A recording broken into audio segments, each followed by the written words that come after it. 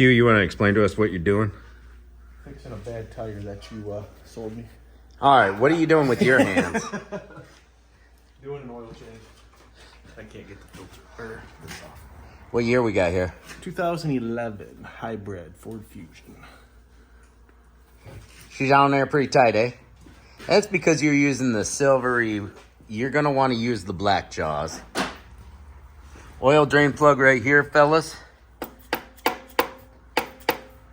Let's see what size that is. Thing off. Yeah, I love these jaws right here. Gotcha. They're awesome. Oil drain pan plug, 13 millimeters. Right there, guys. You should have a cover right here. Some vehicles have them on there still, some don't. We got our oil drain. We'll wipe this off.